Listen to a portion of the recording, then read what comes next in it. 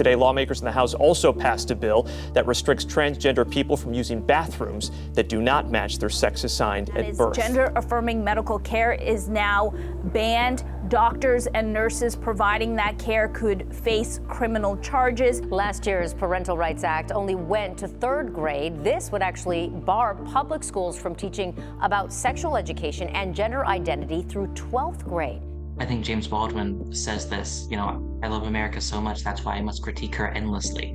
And that's the same way I feel about Florida right now. It's in need of critique.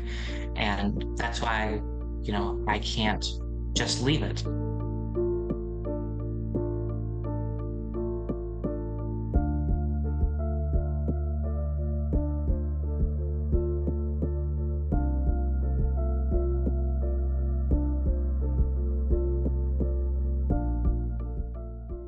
My name is Samira Burnside. I am 16 years old.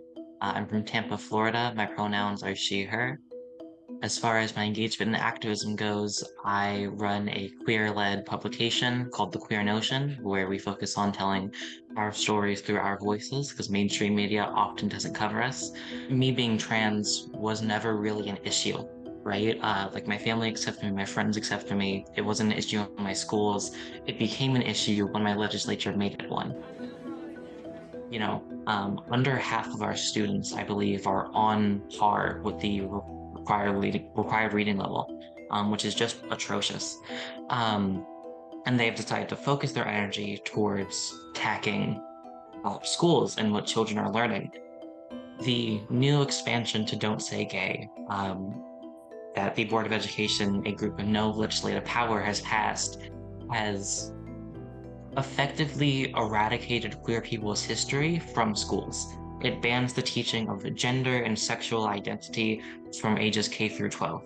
It targets teachers who have rainbow flags in their classrooms. It targets kids who are talking about sexual and gender identity with teachers. It targets the teaching of queer history. When we really get down to what this is, the whole thing that's happening in Florida is a measure of genocide. And when we look at that, it starts with dehumanization, which has been happening to trans and queer people for years upon years, and it escalates to the erasure of those people from histories and from public matters entirely. I think Pride means fighting back. The first Pride was the riot. And that is a sentiment that I think needs to come back, not in the sense that what we need is a riot, right? But in the sense that what we need is political action. Florida has become a state to where not being an activist and being trans or an ally is living in a burning house and ignoring the smoke. It's hearing the alarm and just sitting there and waiting for the fire and going, no, it won't come to me. But it is, and it has. And